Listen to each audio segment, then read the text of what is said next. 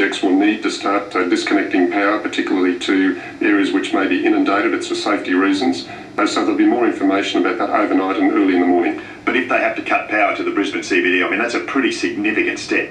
It's very significant, but necessary. So again, it's just important that people pay attention to their radio and television bulletins. These are significant developments. This is a major event, and we're taking all the precautions to ensure people's safety, which is the primary concern. Presumably, you wouldn't want office workers going into the city if there's no power in there. Obviously, if people need to check if their office building is disconnected, we don't want them coming into work.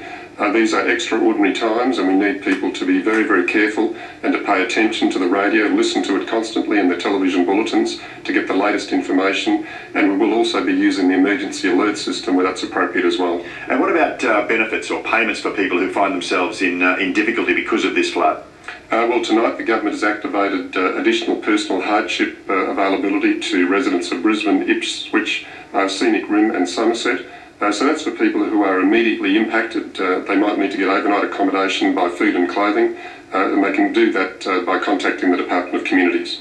We've also seen images today of people being rescued, for example, up at Caboolture, and of course throughout this flood crisis we've seen plenty of people being rescued by the emergency services. How much pressure does people being silly in water put on your guys? It's very concerning that we're diverting much needed emergency resources away from where it's most needed. People have been doing some silly things, but can I say overwhelmingly we're very grateful for the cooperation and assistance that we're getting from the community and following the advice, and we need them to continue doing that. We've seen far too many tragedies. This is a very, very serious situation, and we do need people to be extra careful and to not divert emergency resources away from when they're needed. And specifically, if I can return you to Brisbane, there's some flooding happening at Northey Street, I understand. Are there any areas in Brisbane that you're particularly worried about? Well, there are those areas which go under automatically all the time, Rockley, Northey Street, etc., and people will know them well. But this is going to be a much more significant event. This is going to be equal or worse than the 1974 floods. So we do need people in low-lying areas to either be evacuating now if the water level is rising, but particularly to pay attention to the bulletins early in the morning. In Brisbane in particular, Ipswich are getting advice now so that people can get out and get to safety as quickly as possible.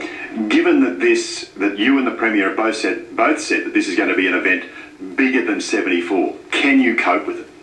Our emergency services, police and agencies right across the state, including our local government, have been responding and managing very, very well. However, we are utilising the support of considerable resources from interstate, whether that be extra police resources, fire and rescue in terms of swift water rescue, SES resources from South Australia, Victoria, New South Wales and New Zealand. We are expecting more. We're talking to our interstate colleagues in a number of areas to get extra support. Minister, I know you're very busy. Thank you very much for your time. And Kay, the Premier did say earlier on in response to a question about panic buying, she wouldn't encourage people to indulge in panic buying, but she did say that it would be prudent for people in low-lying areas to stock up on the essentials. Okay, thank you for that, Patrick Condren and Minister Neil Roberts. Well, as we heard, evacuation centres have been set up in both Brisbane and Ipswich tonight. The Bremer River is expected to peak tomorrow morning at heights up to 21 metres. As we've heard, that is bigger than the 74 floods. Reporter Michael Best joins us now from Ipswich. And Michael, thousands of people are evacuating there tonight. Exactly right, Kay. There's more than 500 now at the main evacuation centre here at the Ipswich Showground.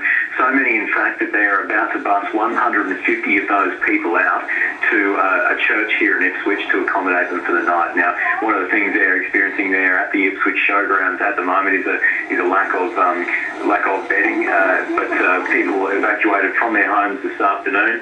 Streets were starting to go under, so people just got out. They took what they could and got out of their homes as quickly as possible. I spoke to a few people who were evacuating their houses this afternoon, and this is what they had to say. Never seen anything like this before, so yeah, pretty scary. Oh mate, in the last half an hour I can still see bitumen here. Very fast. Just getting out of the house now because water's gone up too much and we're coming up really quickly, really. Just trying to get the kids to safe ground, really, and save what we can. So some pretty scary scenes there for residents in Ipswich. The Bremer River was rising very quickly. That street in particular, the residents there said it came up about a metre in just 20 minutes. They went door to door trying to make sure that people were out of their homes as they did go underwater. And now, as I said, hundreds of people have evacuated to these evacuation centres, many more to family and friends on high ground.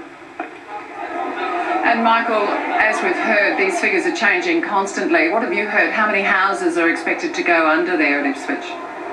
I still don't know for sure, Kay. 1,800 were affected in the 1974 floods, which reached 20.6 metres here. It's expected to go higher early tomorrow morning, the Bremer River, so more homes will be inundated. And as the Premier mentioned earlier, there has been a lot of development here in Ipswich over the past 35 years. So many more homes could be affected, many more could go under, and many more people may need to evacuate.